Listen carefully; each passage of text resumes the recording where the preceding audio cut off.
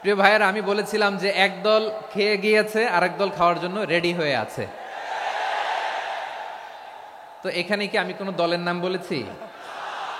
বাংলাদেশে ৪৮টা প্রায় নিবন্ধিত রাজনৈতিক দল, কোনো দলের নাম আমি বলিনি। কথাটাকে আমি জেনারেল রেখেছি। দায়ীদের বৈশিষ্ট্যই এটা, দায়ীরা জেনারেলি কথা বলে, যার যেই মেসেজ নেয়ার তারা সেখান থেকে নিয়ে নেয়। তো কোনো দল এটা নিয়ে কোনো কথা বলল না, আপনারা এটাকে নিজের গায়ে যে মাখালেন এটা ঠিক হয়নি। আবার এমনও অনেক আছে যারা আমাদেরকে পছন্দ করেন না, তারাও ডায়েরি খাতা কলম নিয়ে, মোবাইল নিয়ে, ল্যাপটপ খুলে আমাদের আলোচনা শোনেন। আমি তাদেরকেও ভালোবাসি, কারণ আমার স্লোগান হচ্ছে, হেরে যাবে ওদের হিংসা, ষড়যন্ত্র, জিতে যাবে আমাদের ভালোবাসা। যারা আমাদের বিরোধিতা করে, আমাদের ব্যাপারে ঘৃণা ছড়ায়, তাদের জন্য আমাদের বুক ভরা দরদ আর ভালোবাসা আছে না নাই?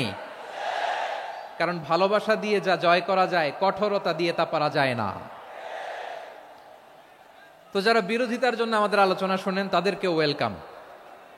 যারা আমাদের আলোচনা আউট অফ কনটেক্সট নিয়ে এক জায়গার মাথা আর এক জায়গার লেজ জুড়ে দেন, তাদেরকে ওয়েলকাম। গত সপ্তাহে আপনারা জানেন, খুলনা বিভাগের প্রোগ্রাম আমি দিয়েছিলাম যশোরে, আদ্দিন ফাউন্ডেশনের উদ্যোগে।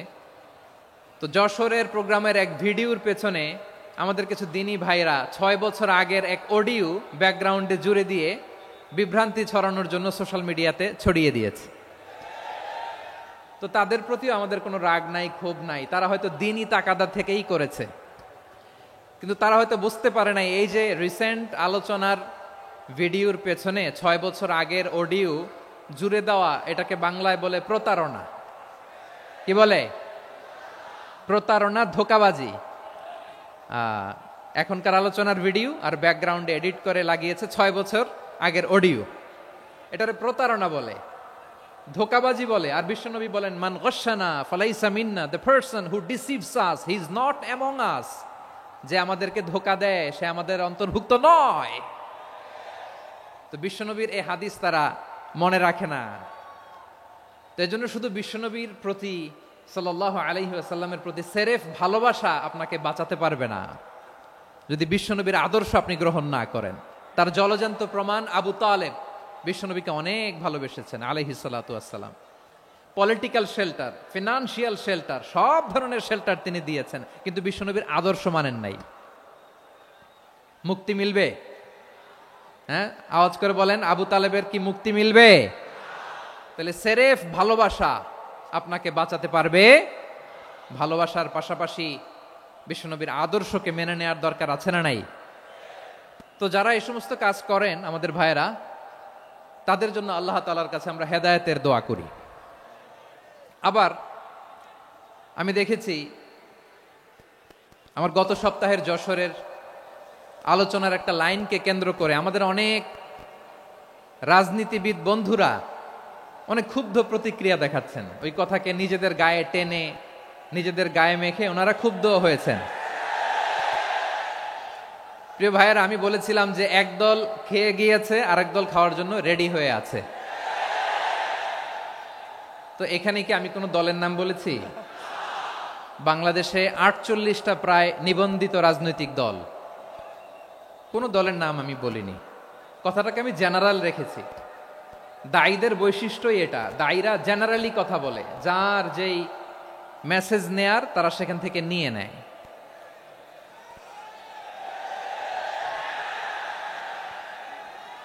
তো কোনো দল এটা নিয়ে কোনো কথা বলল না, আপনারা এটাকে নিজের গায়ে যে মাখালেন এটা ঠিক হয়নি। আমি বলবো যে এটা খুবই অনভিপ্রেত হয়েছে। কোনো দলকে টার্গেট করে বা কোনো দলের পক্ষে আমরা কখনো কথা বলি না। আমরা কোরআনের পক্ষে কথা বলি, ইসলামের পক্ষে কথা বলি, ঠিক কিনা বলেন?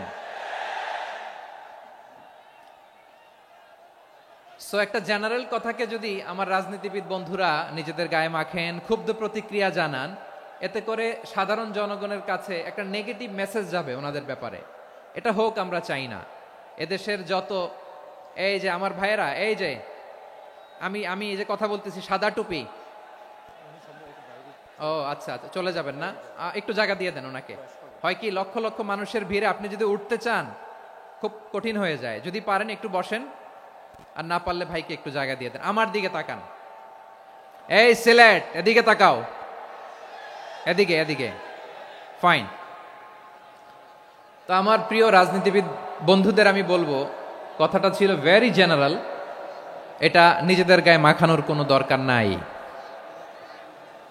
আমরা এই যে এক্সিস্টিং যে রাজনৈতিক চর্চা, এটা থেকে আমরা বেরিয়ে আসতে চাই। আমরা চাই না এদেশে চাঁদাবাজি, দখলবাজি থাক, ঠিক কিনা বলেন? এদেশে কোনো দুর্নীতি থাক, টেন্ডারবাজি থাক, এগুলো আমরা চাই? আই হেট পলিটিক্স একটা জেনারেশন আছে, এই বেশিরভাগ জেনজি অফ সিলেট, এরা আই হেট পলিটিক্স জেনারেশন, এরা পলিটিক্সকে পছন্দ করে না। তো কেন করে না, এর দায়ভার আমাদের আছে না নাই?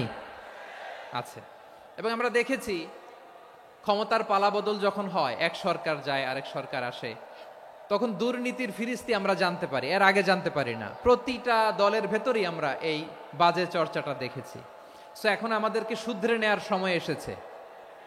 এটা এই সুন্দর সময়, নতুন প্রভাতের বাংলাদেশ, নতুন ভোরের বাংলাদেশ, এই সময় আমরা কাদা ছোড়াছুরি যেন না করি।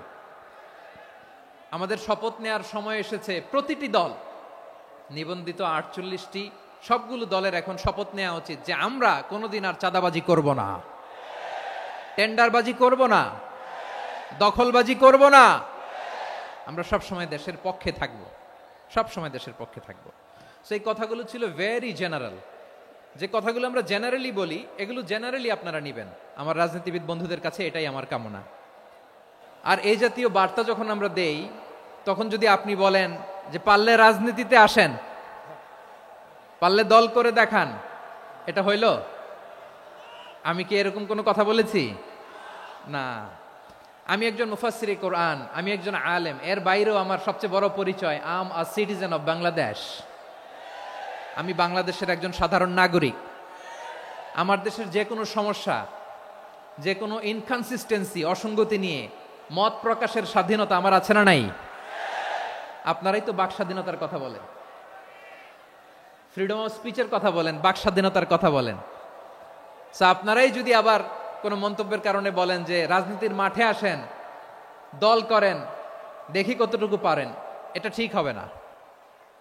তাই প্রিয় ভাইয়ের, আসুন আমরা দল মত নির্বিশেষে কাঁধে কাঁধ মিলিয়ে সোনার বাংলাদেশ গড়ি, দুর্নীতিমুক্ত বাংলাদেশ গড়ি, যে বাংলাদেশের জন্য রক্ত দিয়েছে আবু সাইদ, যে নতুন ভোরের বাংলাদেশের জন্য রক্ত দিয়েছে মুগ্ধরা, যে নতুন বাংলাদেশের জন্য রক্ত ঝরিয়েছে 24-এর যে গণ অভ্যুত্থানের প্রত্যেকটি শহীদের। আওয়াজ করে বলেন ঠিক কিনা? আল্লাহ তাআলা আমার দেশকে তুমি নিরাপদ করো, শান্তিময় করো। আমরা যেন স্বাধীন সার্বভৌম বাংলাদেশে মাথা উঁচু করে বিশ্ব দরবারে দাঁড়াতে পারি। আল্লাহ তুমি তৌফিক দান করো। আওয়াজ করে সবাই পড়ে আমিন। প্রিয় ভাইয়েরা, আমি আর কাল বিলম্ব না করে আসুন সরাসরি মহাবিশ্বের মহাগ্রন্থ, মহাবিশ্বয় মহাগ্রন্থ আল কোরআন আল কারীমের তাফসীর শুনি।